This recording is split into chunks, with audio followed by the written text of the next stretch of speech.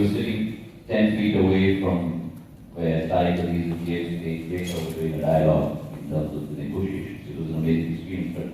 But my experience in Hong Kong and Mumbai and also in New York was as an investment banker at Morgan Stanley.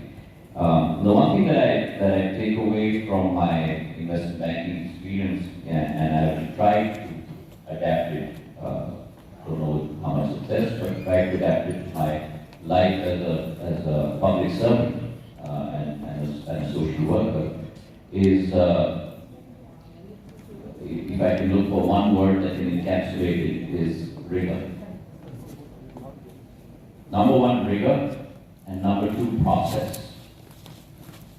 These two are very key to take a thought from ideation to successful execution.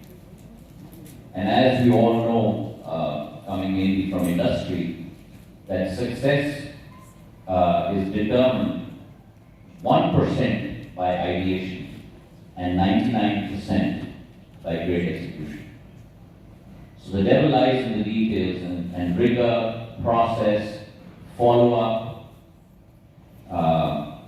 concept of cold calling, concept of following up a transaction, making a pitch, making sure that you garner that mandate, then following through. Very much in the process, the same process in terms of taking a new idea in government, encapsulating it, envisioning it, ideating on it, coming up with a process to execute it, and then getting 360-degree feedback on how you can tweak it to make it better. And I think if we follow that process in government, which I think under Prime Minister Modi and the whole of government approach, we're following across every vertical and within every vertical down to the last stakeholder. That's how you can catapult India to our rightful place in the common. So our service providers engaged with the world even in these trying times was a phenomenal message to the entire world that you can trust India as your trusted partner, as a resilient stakeholder, as somebody who you can take into your global value chains when you are looking to make them more resilient, more sustainable.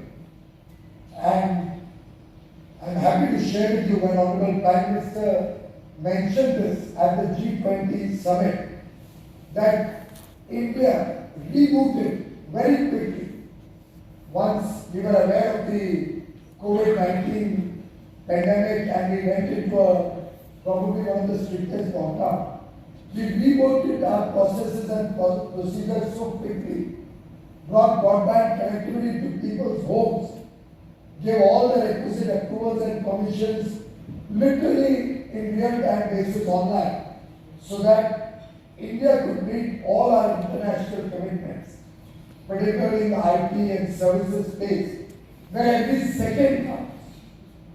And we are proud that we did not fail the world even for a single second, and all the international commitments made by India, particularly on the services front and largely also on merchandise trade, were fulfilled. And that's where India today is looked upon as a trusted and valuable partner when we look at global resilient supply chains.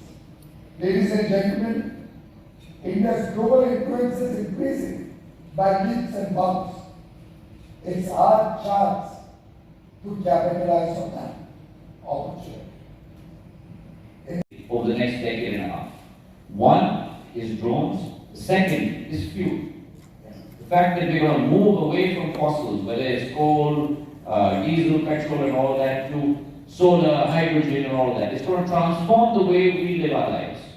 And we in India need to be at the cusp of that change. As Prime Minister said, we've got to stop being followers, i.e. auto, i.e. telecom.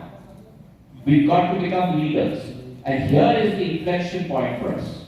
And we've got to grab that opportunity. Which is why you see that never before has any government in the past acted with so much alacrity as we have in the last year. We came out with a US policy in March 2021. I'm talking about 10 months ago. And within 5 months, we completely redid that policy and came out with a new drone policy on the 28th of August when I post my assuming charge, which has completely deregulated the space, done away with permissions, done away with fees, come out with very, very cohesive, clear steps for investors. And within 3 weeks of the new drone policy coming out, never heard of before, and only because the Prime Minister's personal thrust funds come out with a PLI scheme for the drone sector, a productivity link scheme for the drone sector, and guess what? The incentive for the PLI scheme in the drone sector is 2 times the size of the drone industry today. 60 crores is the size of our industry. It's in its infancy, but it's going to assume a hockey stick demand growth over the next 5 to 10 years. The PLI scheme, which is 20% of your value addition in that sector, is 120 crores over 3 years. So government changes the policy and makes it investor friendly, consumer friendly, process friendly in 5 months. Comes out with the PLI policy within 3 weeks of that new policy, and within 30 days of that new policy, we come out with an airspace map, which clearly demarcates red areas, green areas, yellow areas. Successful on both scores.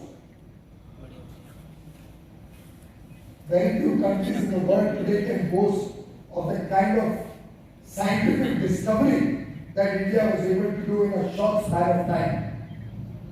And I can tell you, it has been possible because you have a decisive leader committed only to the welfare of 1 billion plus people, for whom every single citizen of India, 135 crore Indians, matter individually and collectively, for whom the pride of India matters beyond anything else, for whom the well-being of the last man at the bottom of the pyramid, who's been deprived of all that progress that the world has seen, is at the center and the core of his work.